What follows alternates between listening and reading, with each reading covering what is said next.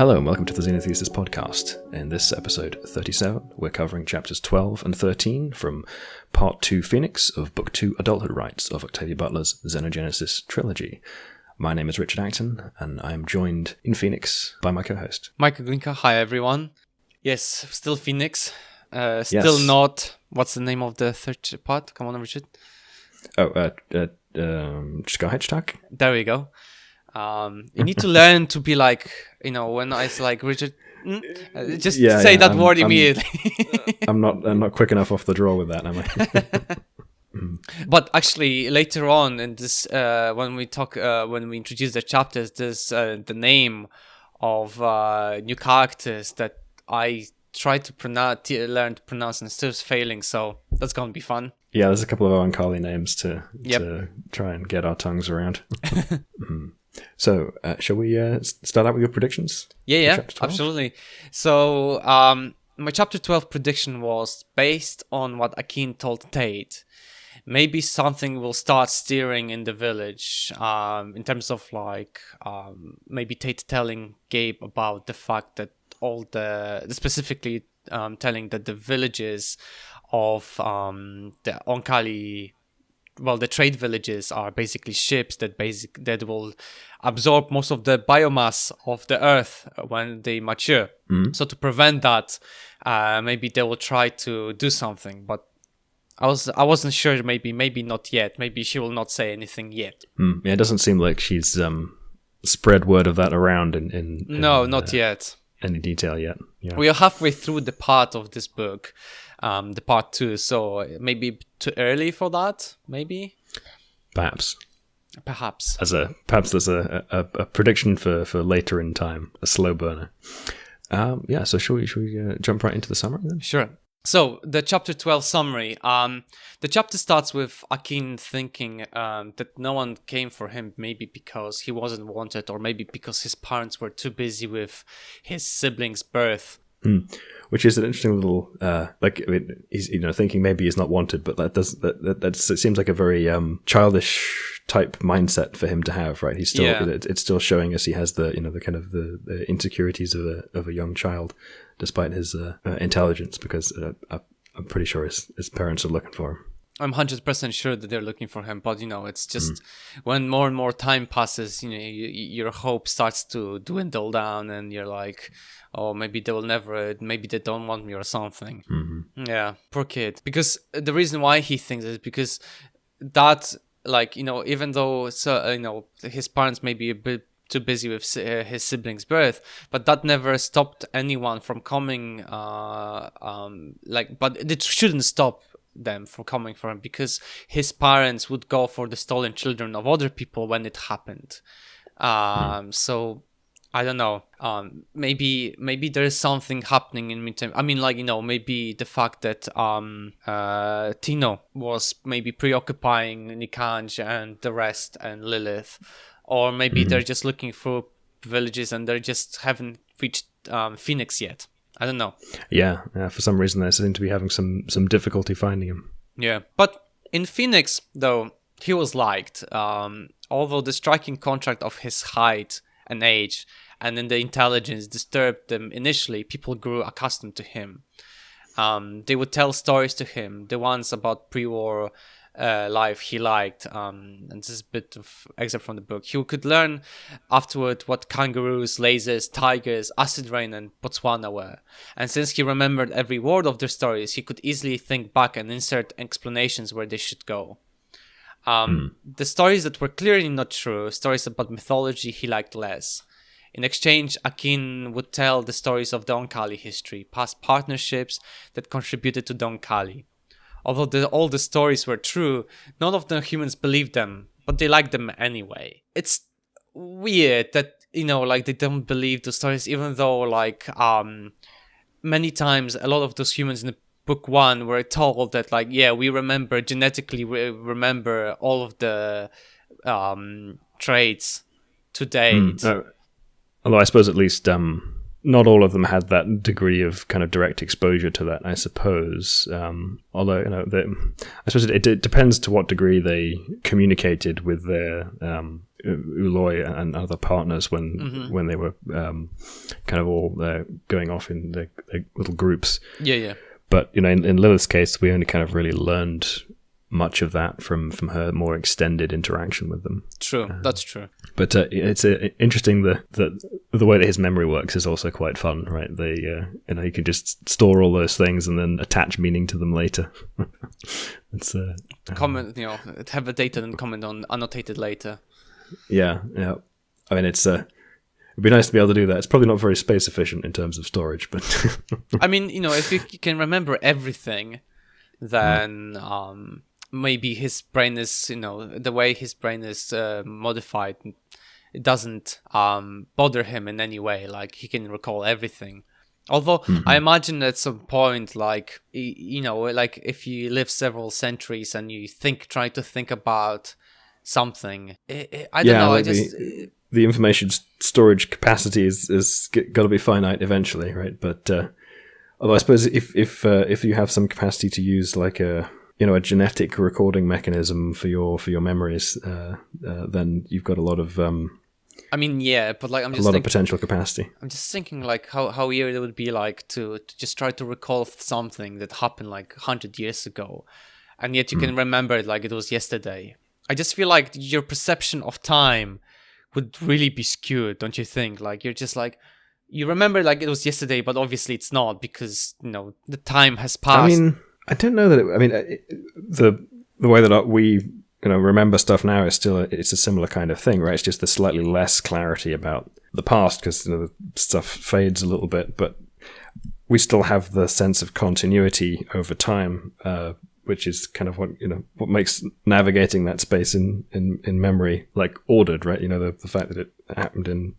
But I mean, I can see what you mean. But I think you would adapt to it, right? I think it would be a thing. I mean, I guess so. It's just I think the reason why I'm saying is that every time, like when I talk to friends, from my childhood or something, and like reminisce about something, and it's just like, oh, it's not 10 years ago, it's like 20 years ago. It's just like, the time has passed so much faster than I expected. Mm-hmm. Yeah, definitely.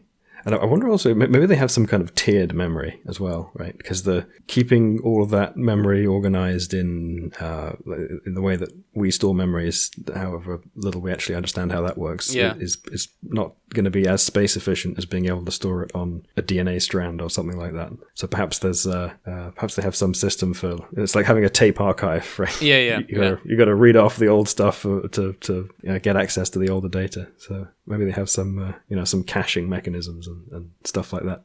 If they need to know the really old stuff, they have to go and think about what some index to look up. I need to know about this thing that happened this many generations ago, and it takes a minute before you can look at it. Yeah, that'll be a really interesting internal experience. But you also commented here something about Akin's ways of telling the story. Yeah, because we get this. He's very dismissive of the mythological stories, the stuff that's not actually like a historical narrative from the humans. And I was just thinking it needs to develop a little bit of an understanding of metaphor and social commentary, and the fact that the stories that a culture tells are a product of that culture and reflect on what it's the culture that produced them, right? They can be as revealing and in some cases more so than true histories, because they reflect the mindset of the people that were producing them. Absolutely. So I think it's he's making an error to dismiss the mythological stuff as a sort of flippantly as he is. True. I think it makes sense because he has this very sort of logical mindset, and the Oankali really have a kind of different relationship to because of their genetic memory and stuff. They have a different relationship to storing because I mean, in a way, it's like myths and stories is a good way, like before any storage media, writing or any also like helped to pass some wisdom or experiences of previous generations for younger generations, because if you put in a story, you can kids will find it entertaining, but with time you realize the deeper meaning behind it and you sort of learn something out of it. Yeah, it's like a way of abstracting and compressing lessons learned from previous experience into a package that can be transmitted and delivered. So in the human culture where we don't have this like perfect genetic memory to pass on artifacts of our culture, we have this alternate mechanism which is alien to the Oankali. So they're perhaps not appreciating the function that it's serving. Absolutely. And actually, like a bit of off note, in the manga Dr. Stone, I recommended it to you before. In one of the villages, there is they have 100 stories, and those stories that were told generation by generation. And those actual stories were like a message to one of the main characters. And it was a very smart way to pass necessary information to the main character of the protagonist of the manga because he would knew what the actual message is, but those people would learn things like a sort of knowledge of modern society in a way. So I think it's the fact that Akin dismisses those stories. I think he still has yet to learn what it means for humans. I think because as you said, for Oankali it might not be easy because of the memory, but like for humans it's easier to memorize certain things and learn certain things. That's an adaptive feature of our cognition. But the Oankali have a different adaptation, so they've yet to figure it out, and especially Akin, who's young and has not had that much exposure, a young whippersnapper, either of these systems. Yeah, and he has this very clear and logical mind. So the sort of nuance of that abstraction is a bit lost on him to start with. Absolutely, but yeah. Back to the chapter, sometimes people would stop their work just to listen to him. Some people would give him things like Pilar Leal, who made short pants for him. Akin accepted them, but didn't like them because it cut off his perception. So basically the little boy is a pervert running around without pants on. Preferring running without pants on, and were harder than skin to clean when dirty.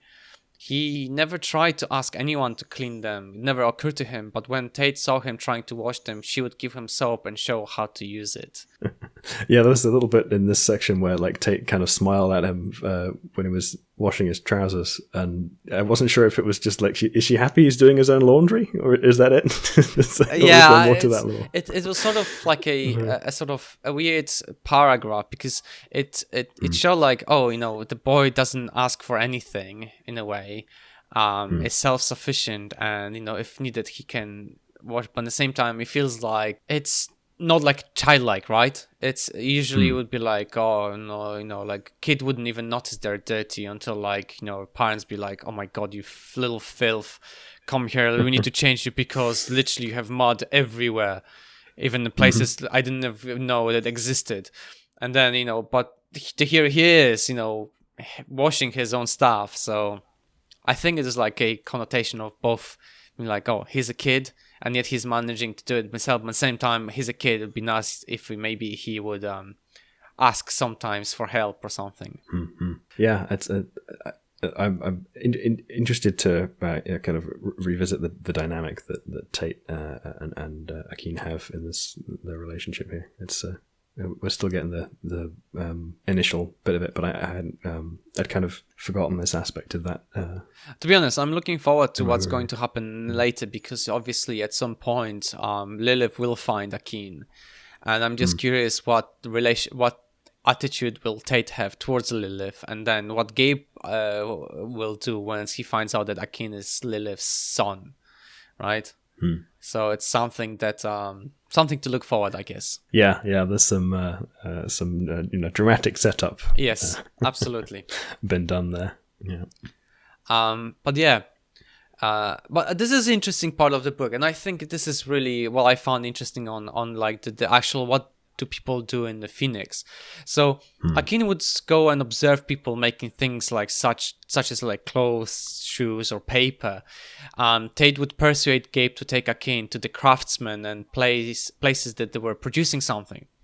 So Gabe would take him to the mills and show him how the grain was ground, or places where furniture and tools were made. And, some places where they would go and arrive and see like a couple, a man and woman making a canoe or something. Gabe would take him, for example, to places like a mill to show, what they do there. And but would say that foot-powered spinning wheels, sewing machines, and looms are enough. Like, they could make a mill, but human-powered machines were enough because they were making enough of the things they needed as is. It sort of allowed people to do things in their own pace with their own design, but at the same time, Akina thought about it and understood that like it was just to keep people busy and not to think about their inevitable demise, if you can call it that. Yeah, they seem to have reached kind of the economies of scale they're getting are like maxing out, right? They don't need more production than they can do with this hand stuff. But it's they've got quite a long way with it technically. But yeah, it does seem like I think it talks about the way that they work, right? They're just sort of they work when they want to. Yeah, they and produce they stop what they can to do trade, but they're not. They're not forced to do in any format. Like if you want to do this, you do it. But if you want to take a break and do something else, it's nothing stops you. It's a pre-industrial society, right? Yeah. They've not got the they talk about they could make a textile mill, but they don't need a textile mill, and a textile mill would be more like a factory operation. Basically, yeah. You would need to have people observing all the time and maintaining and stuff like that. But they don't need it because they need to keep the people busy, not thinking about stuff. And yeah, Akin then asked Gabe about metal, So he took him to the blacksmith, and as they were walking, Gabe asked how much Akin understood. I usually understand, Akin admitted, but what I don't understand, I remember. Eventually, I understand. It made Gabe surprised and wonder how Akin will be like when he grows up, to which Akin tells him that he will be strong but not very big. Smart though, Gabe says. It will be terrible to be small and foolish. Gabe laughed. It happens, he said, but probably not to you. Akin was pleased that he made Gabe laugh. It seems that the man was starting to accept him, and Tate was pushing a lot for them to spend time together. Akin thought about what would happen if his family came to collect him.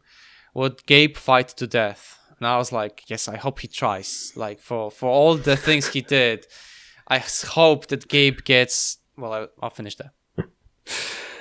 Well, yeah. I mean, it is interesting to see their exchange here. Gabe seems to be kind of warming up a little bit here and there, but... Yeah, still. But still, it's not. Akin still doesn't know the history, because if he did, I mean, I would poison Gabe straight away. Yeah, it's another bit of setup for the building of dramatic tension. Yes. What happens when the Oankali come back to get Akin?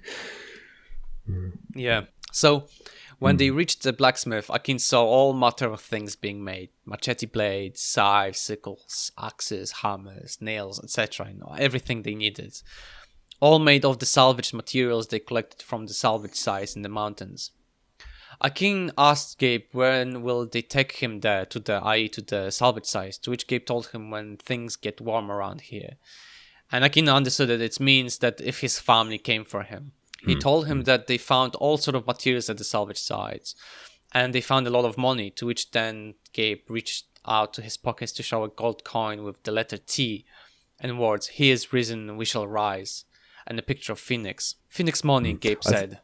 I think the T is a cross. Oh, is it a cross? But yeah, I think Akin is just perceiving that as, like, he sees it as a T. He's not quite au fait with Christian iconography. Oh, okay, yet, okay. That could actually potentially explain quite a lot of things. But yeah, this is a bit of excerpt from the book. Phoenix money, Gabe said. That's Phoenix rising from its own ashes. A phoenix was a mythical bird. You understand? A lie, Akin said thoughtlessly. Immediately, Akin just completely crushed his beliefs and dreams. Yeah. So like I said earlier, he's not quite picked up on the way that mythology functions in human culture. Yeah, absolutely. Akin, realizing what he said, immediately apologized, explained that the things he thinks of all the myths that are as lie in his mind and didn't mean to say it out loud.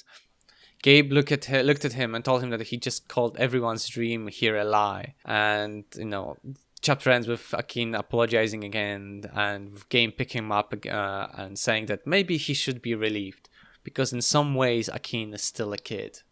That's where the chapter ends. Mm-hmm. Yeah, and I think I've got some. I had another note here about this, all the stuff about the mythology and the mix of some different traditions here and bits of mythological imagery. So you've got the Christian component, the he is risen stuff, and the cross, and then the phoenix, symbolizing the rebirth and risen stuff. It's a bit of a mix, right? Those are not necessarily things that would, it's a bit pagan.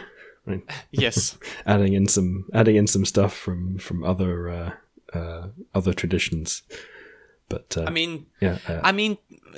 technically, Christianity has a lot of pagan events and a lot of bits from pagan beliefs in it, and anybody who says otherwise hasn't been paying attention to a lot of things. So it's a lot about the Reformation, right? The Catholics were a lot more pagan in some regards with all of the saints and so on, and then the Reformers came in and said this is too many idols, right? It's not adhering to the core of the Christian message and so on. So. But it would make sense that you would have a little bit of. I think it sounds from various things we've had, and the fact there's a lot of Spanish-speaking people. A lot of this is somewhat Catholic in origin, so it's a bit of a mix of Catholicism, which is already a less sort of hostile to the saints as idols kind of structure than the more puritanical branches of Christianity. No, absolutely. But at the same time, like, you don't get things like phoenixes in Catholic mythology, right? Christian mythology in general. So it is a mix of a lot of, I would say, symbolism. Like early Christianity was defining itself in quite, oppositionally to classical pagan religion in the way it was practiced in Rome and Greece, right? So a lot of the stuff that might be in the more classical style of mythological components was excised even from the Catholics, but they had their own kind of mirror of it, right? Yep. It's different but the same. And then the Reformation kind of got all stricter about that stuff. But I think that it's in a way it's the same general pattern. Yeah, in a way for them it's sort of to keep to preserve their hope to keep going, because we know that from the beginning of the book when we're told about it was when Tino came in, like some people they were living there and then suddenly they just started to disappear or commit suicide and stuff like that, because what was the point of going on? It seems the village is still sort of, those that are there are still going forward, but I don't know, it just feels to me that what Tino said, because in my mind I was expecting Phoenix to sort of slowly declining, you know what I mean? The book, this part of the book hasn't mentioned anything about the number of people at all, right? Because we only know that Tino initially, the village was supposed to be big, but then eventually people started giving up, right? But it still feels like this village is going strong. I don't know, I just have this weird perception here. Yeah. I think it might just part of it may have been just Tino kind of maturing, right? The village may have had a little bit of unrest, a little bit of internal schisms. It seems like it's still growing, but he may have come to a personal realization at kind of the futility of the project here. Yeah. Yeah. But anyway, shall we go to my chapter 13 predictions? Yes, let's move on. So I was a bit stuck here because thinking about that we are still halfway through the chapter, through the part, and as we know, Octavia Battle likes to have time skips, and sometimes the pace slows down quite a lot, and sometimes it picks up, and so I wasn't really sure where the hell will we go from here, right? So I thought maybe, because it was too early for any Oankali to visit. Although maybe there was some passing Oankali going through. That was my idea, that maybe some more people will come to the village. More traders, which is more likely than Oankali. And I thought maybe something in that in just like passing by of the time, because we've learned about the village, of the town, we've learned about what Akin is doing there, so I was expecting there's gonna be some time skip or something, and I thought that maybe something will start changing in the village, the motions, some motions that I mentioned earlier about the what Tate knew about this village. There's some things put in the motions, but the time passes by, so I thought maybe there's some new people coming into the village, or at least something in the village, people being sent to tell this information, like that maybe those are ships and maybe we should do something about it. That was sort of in my mind, right? But also I thought maybe there would be some trade and maybe they were hiding, or Oankali would come over and they hide Akin away or something those lines. You know what I mean? Mm-hmm. Okay, yeah. I mean, we do get traders showing up in the village. A couple more traders. Yep. We don't really see them, but we see what they bring. Yes, we get we see what they bring. Yes, absolutely. So I guess let's go to chapter 13 straight away. Mm-hmm. So the chapter starts with some traders arriving in the village with 2 more stolen children, both young girls. The traders took away not a woman, but as many metal tools and as much gold as they could carry, plus books that were more valuable than gold. And here I have an excerpt from the book. 2 couples in Phoenix worked together with occasional help from the others to make paper and ink and print the books most likely to be desired by other villages. Bibles. Using the memories of every village they could reach, Phoenix researchers had put together the most complete Bible available. There were also how-to books, medical books, memories of pre-war Earth, listings of edible plants, animals, fish, and insects, and their dangers and advantages, and propaganda against the Oankali. I like the last bit. Yeah, of course, there's propaganda against the Oankali. It'd be really funny if makes sense. If they made like just one book, half of it is like Bible, then there's medical, there's this, and then at the end is like, or in the mix of everything, there's always like a propaganda against Oankali mixed. And it's interesting that they're kind of trying to reconstruct the Bible from people's accounts and so on. Right, they're putting together a complete as a Bible as they can, but not really from. They don't have the canonical Bible, which is interesting, especially given what we were talking about earlier with kind of like pagan elements being incorporated. But yeah, the Bible thing. There's this movie that it made me think of for some reason. Mm-hmm. Piecing together the Bible from bits made me think of it's called The Book of Eli. Uh-huh. I don't know if you've ever seen. No, this. I haven't. Tell me a bit. I can't really. It's a strange movie. Okay. It's kind of like an action thing. It's not. There's like a twist at the end. Okay. But, it doesn't really. I can't talk about it that much without revealing okay. what it is. But the point, it's a guy delivering a book. Right. Effectively. Okay. But, I'll have to check it out. Yeah. It's a fun watch. It's not terribly intellectual, but it's fun. Okay. It's just, I don't know, it feels a bit weird for me, right? Because the first thing in any if you have the availability, the possibility to write down knowledge, right? The first thing you should be doing is the survival, sort of tips of survival, any knowledge that you accumulated in the new hostile environment, any knowledge that you had from the previous world, to be able to medical, scientific, engineering, anything that you can remember, to write it down to ensure that it doesn't get lost. And the fact that they're doing a Bible I think I can see why that's the case from a sort of evolutionary perspective, though, because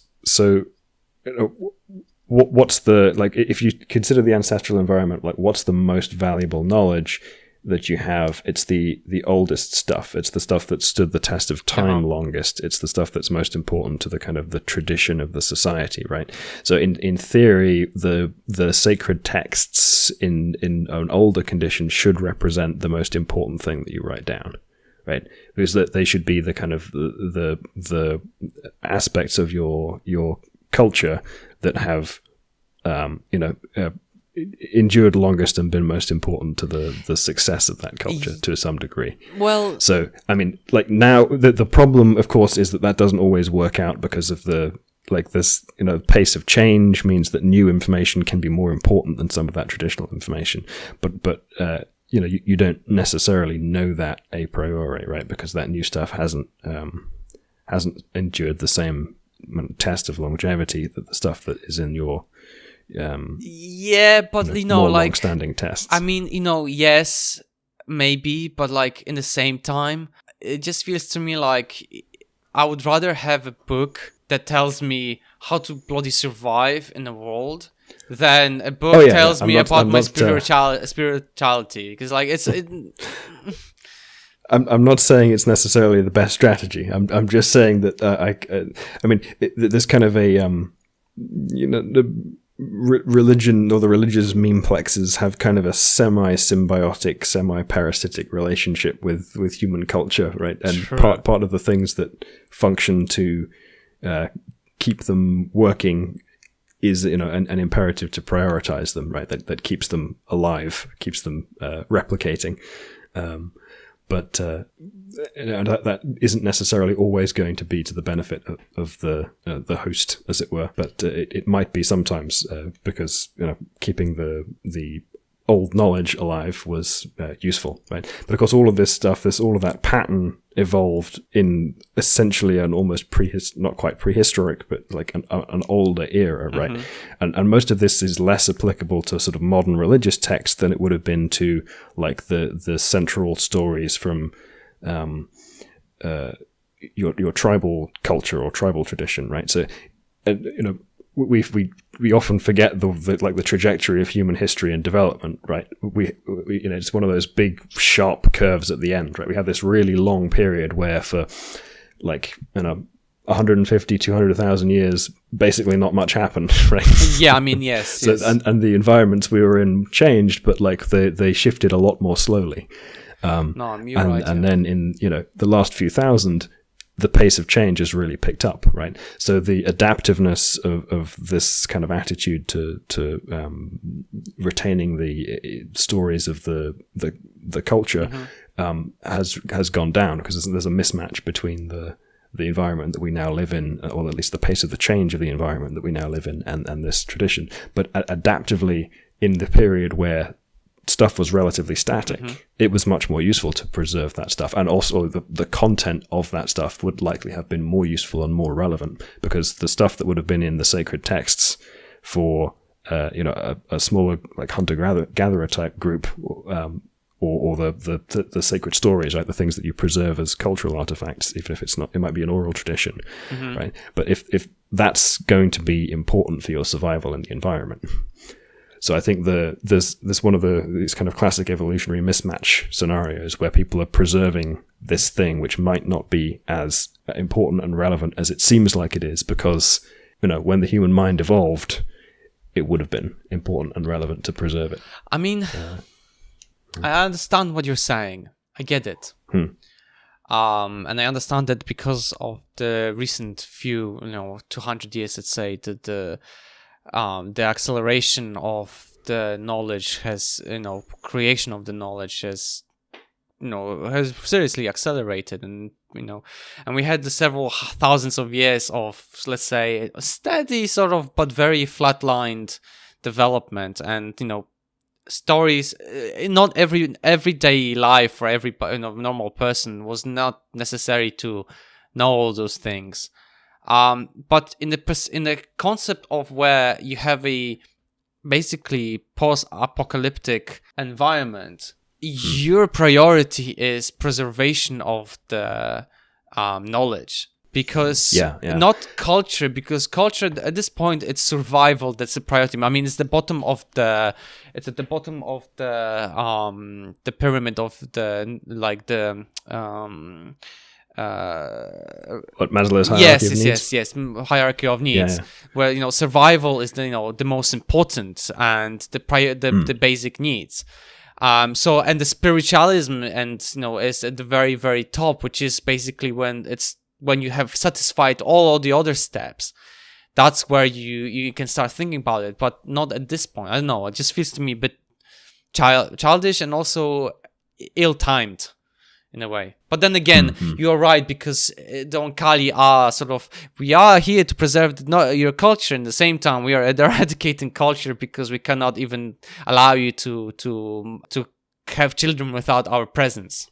Right, they completely assimilated the humans without even preserving the culture as is. I think that we learned in the first book they've preserved the cultural artifacts, right? So they have books, they have but they're not giving them to humans, though. Yeah. So it's like, we are preserving the culture, but not it's more like a British museum style thing. We're gonna take it away from you, but you're not never gonna get it back. But I think this is another one of those illustrations of the human contradiction here, right? Because we do see them. It's not just the Bible, right? It's the stuff that's relevant to survival. The compendiums of edible plants and animals and so on. So you've got this. They're aware of the need to pass on the cute survival stuff, but that's the prefrontal cortex doing the thinking, right? That's the higher level function. But the slightly more ingrained behavior is preserve the traditional texts, because that's the thing that's worked before. I guess so, but I'm still not convinced. I don't know. Maybe I'm just stubborn old man about this stuff, but I feel like in a way, I mostly agree with you. I'm just I understand. I understand. Understanding, trying to figure out why, as it were. Yes. No, I absolutely agree with you that with this culture and tradition preservation was taking priority in a lot of societies, and historically that made sense. Yeah. But I think, if I was in their position, my priority would be, creating the technology, recreating the technology, and trying to preserve as much knowledge I can remember, although my memory is like a Swiss cheese, but trying to remember everything and write it down as fast as possible so that it doesn't get lost. And at least maybe at some point... it's interesting that this is a Christian tradition trying to piece together the Bible from people's memories of it. It's the biblical memorization tradition is no longer really much of a thing in Christianity. Much more so still in Islam and Judaism, where there are people who dedicate themselves to memorizing the scriptures. Yeah, but it's interesting. So the Christians have lost that a little bit. Harder to reassemble the Bible. I mean, considering how many branches of Christianity are there, and especially Catholicism and Protestantism, I feel like it would be hard to collect the Bible back again if you had to listen. Like, let's say several people have had different parts of different versions of it. All the different translations as well. It's a whole other. That's the other aspect. Actually, that's a good point. Like, all those, they're writing it down, but I wonder what languages they're writing it down. You know what I mean? Because Phoenix obviously speaking English, right? That's the the main language. But we know that. Is it, or is it Spanish? No, I think it's English. Oh no, it is English, isn't it? Because Tate and But every there's any other village, they have all their own personal languages. Swahili, German, Russian, whatever, and I just imagine the total cluster of mess of trying to communicate as well as share books and knowledge. Yeah, that's another interesting little component of this, right? The Oankali were kind of it's an interesting one because it feels like it might be part of their sort of seemingly somewhat half-hearted attempt to preserve aspects of human culture, but it also serves to divide the humans as well, the human groups, right? Because if they're in their own little language enclaves with less, more friction for the transmission of culture and exchange between the groups. But anyway, I think let's go back to the chapter because we still have quite to go through here. Yeah. So we finished off on talking about like the books, and then Tate tells Akin that since they can't have children, they make all this stuff. And those guys who just traded are now officially rich for all the good it will do for them. Akin asks if he could see the girls, so Tate takes him to their Wilton house where Macy and Colina Wilton lived and took the children. When they arrived, they saw the girls eating and Colina preparing more food. When she saw Akin, she told him that the girls can't speak English, so maybe he could talk to them. The girls were brown with long, thick black hair and dark eyes. One had tentacles around her neck and shoulders. The other one had tentacles around her throat, protecting the breathing orifice. Those girls were Oankali born, and that meant that they were female only by courtesy. They wouldn't know their sex until metamorphosis, basically. So yeah, we're dropping in another little tidbit here about that, because I think we'd been a little unclear on that before, but it seems that the humans are more clear about what their sex is going to be, or the human born, whereas the Oankali, it's undecided until metamorphosis. Yep. Akin spoke to them that they will have to go to their gardens and forests to get more proteins because the humans in the village never seem to give enough when they feed them. The girls climbed down from the chairs to touch and taste him. They were siblings, human and Oankali born. The smaller one was an Oankali born and more androgynous looking. It would probably become male in response to its siblings' apparent femaleness. That's interesting because there weren't supposed to be any males. Am I not getting it wrong? Or was it human-born males? It's human-born males, and I think also human-born Uloi. Yeah, I think that those two variations are still not too. Or even more broadly, construct Uloi. Yes. So I think it's they're starting with the females. Yeah, and now they did. Then Akin was created, and I guess at some point an Uloi will be made.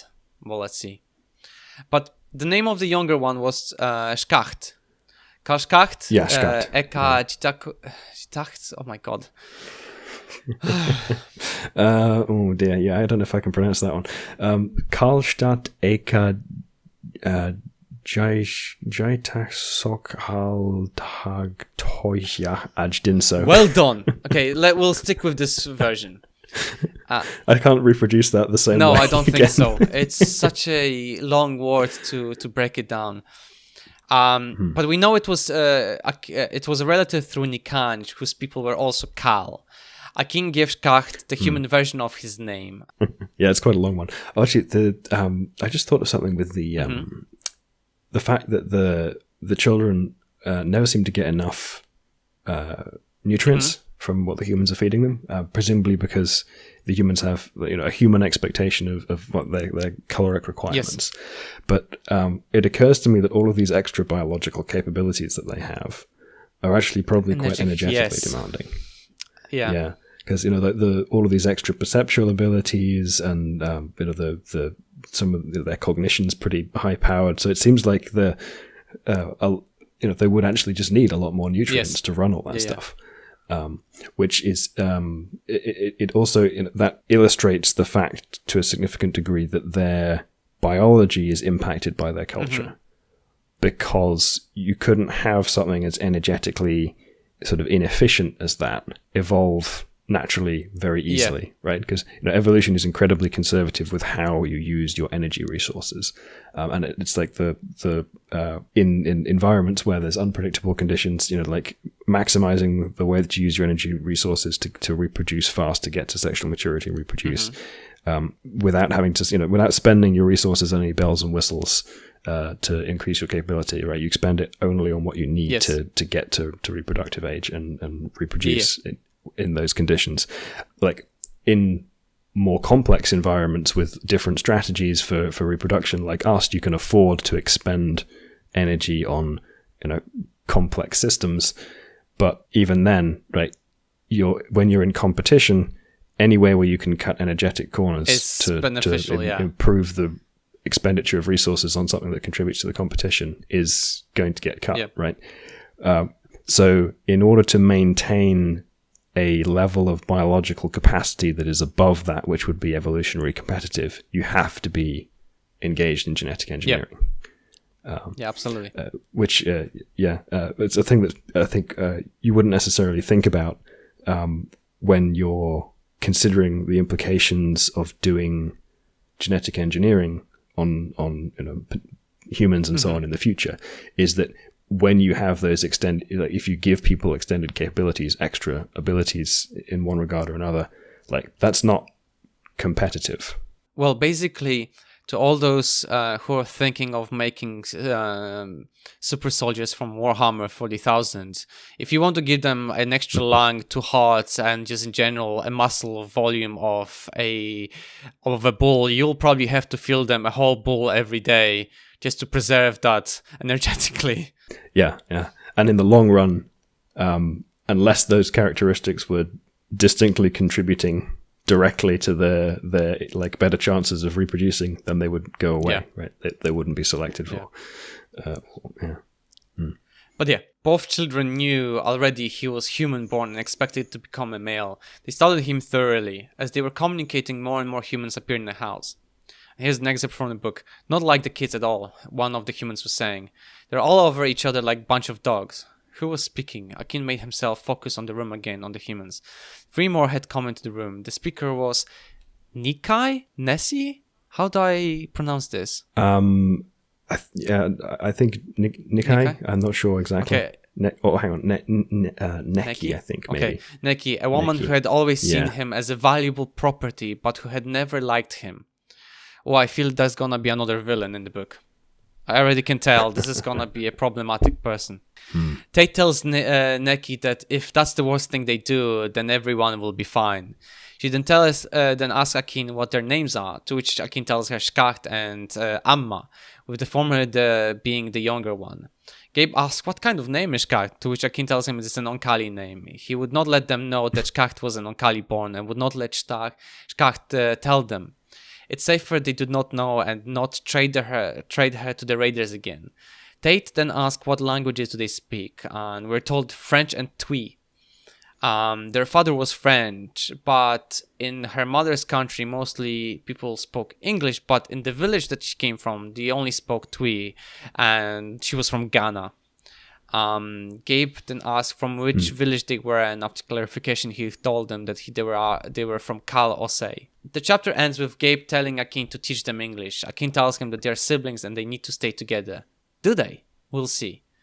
Akin didn't like that. He would warn Amma and Shkacht to get sick if they separated because crying wouldn't affect the humans. Yeah, I mean that's another interesting little tidbit there, right? They can volitionally become ill if they want to, or at least give the appearance of being maybe ill. I guess I would say probably I don't know. I feel like it's more of like the fact that they know like what things can be like bad for them, but they can break them apart, like break them down faster than humans, right? You could probably eat something that would probably be quite dangerous to a human, but for them they would make it basically be sick, but after a day or two they'll be fine. You know what I mean? Because we are told that the Oankali can survive more poisonous or things than humans would.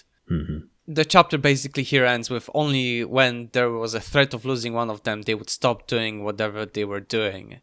They had now what they had probably never had before. Children they thought might eventually be fertile together. From what he had about resistors, he had no doubt about some of them really believed they could soon breed new, human-trained, human-looking children. Oof. Akin then asks siblings if they're still hungry and takes them where the best things grow, and the chapter ends. I honestly, that last part, that they still think that if they take the constral children and they can have human-looking kids. Yeah, I mean it's really not going to work. Right? Yeah, it's interesting that they think that it might, because it's like you're really going out on a limb here. Plus, it doesn't seem if they want human children, then like you can't start with the contract children. It's not going to work. Yeah. Right? It's so contradictory. It's I don't know, fascinating that they. I suppose the human raised bit they can sort of get at, but yeah, it really doesn't. As we mentioned, like you talked about it earlier, like the younger they get them, the better probably to make them against Oankali. But I feel like because of the genetic memory, those kids will never follow that ideology. So it's a lost cause from the beginning. It's a losing battle. Actually, I mean, the genetic memory is kind of an interesting one because we don't really see that much of it in Akin, right? I mean, apparently he knows stories from old... from the previous trades, but I mean, are those stories that he's been told, or are those no, they were told. They were told by memory? His parents. It said in the book, particularly. Yes, okay, yeah. So he doesn't seem to have like a full-on access to the genetic memory history of the Oankali. At least, maybe it's just something that you get as you mature. Maybe it's something that they're deliberately withholding from the constructs. It's an interesting thing. The degree to which that, I mean, it would be a bit of a from a sort of character development and plot standpoint. If you have that particular MacGuffin in there, then it becomes a bit of a challenge to write around. Yeah, right? because if he has access immediately to all of the wisdom of the ancients and is just like an adult, there's no real... Yeah, it's a tricky thing to work with. Absolutely. Should I go to the chapter 14 prediction? Sure. So I'm not sure what they're gonna do next, because I mean, we had the introduction of the village. We have new 2 kids. I feel like they are going to do some... I have this strange feeling about this new character. We've been introduced to this new 3 characters. The 2 ladies, what were their name? Colleen and Macy Wilton, which just seem to be like, oh, we're gonna keep the kids. But there's the new character, the Nikai, who seems to be a bit weird, I would say. I feel like the next chapters or so, next chapter is gonna be about the 3 kids together, learning about each other and the life of in the Phoenix. But I feel like this character of Nikai is going to be more and more involved, and maybe not in a nice way. I feel interesting. Yeah, because it does seem like the humans might be tempted to try and keep the kids apart. Yes, not just the siblings, but even Akin from the other 2. Because when they when they were talking to one another using their internal communication, kind of Oankali senses, they were all over each other like a bunch of dogs, right? It seems like they will try to keep them away from, like, to stop them from doing that. Yeah, they don't understand their mode of communication, and it's unsettling to them, so they might well try and keep them apart and not able to do that. Yeah. So it's No, it just feels to me like that there's something brewing in the air, and I'm not certain what can happen. Maybe definitely not yet, but I feel like this attitude of like Nikai, and I'm sure there's more people like that, who like people who see them as valuable property but never like really like those kids, right? It's I don't know. I just have this strange feeling. Like with Gabe, I feel like this lady is going to be a bit. I don't know. Yeah, I mean, I suppose we've expressed our doubts about the plausibility of this whole, raising some humans from the construct children scenario. So there may well be people who think like that, right? Who regard the the project of trying to have humans from the construct children as not serious. You mentioned that, but who might want to exploit the others who do. Yes, right. I just have this strange feeling, because you also you mentioned that, and a thought occurred to me that what if there's a group of humans that basically said, you know what, they accepted the fact that they can't have children, so they're gonna go completely ballistic, like, you know what, we're gonna just fuck them up all completely, and like, for example, try to kidnap the kids or kill them even. In fact, that just completely leave them somewhere that they can't survive on their own, or just completely, like, bullet in the head. That's it. If we can't have kids, you will not have kids as well. That type of thinking. Okay, so sort of an anti-Oankali extremist faction who have a kind of nihilistic, we can't win, but we're going to take as many of them. Basically, with us, completely ballistic type of perception that like if we can't have it, nobody can, and that's it. Off we go with that. So now that you mention it, I just had this thought, and I thought like, that's quite actually probable that it may happen. Yeah, seems like a faction that might exist. Especially if they're part of the Southerners, as they call them, who have guns. But anyway, I think that's fodder for future predictions. That's for the future predictions. See what the chapters bring us. So I guess that's it. Thank you very much, everyone, for listening. We were Xenothesis. You can find all the places we upload our podcast on xenothesis.com. I was Michael Glinka. I was Richard Akin. Goodbye. Bye-bye.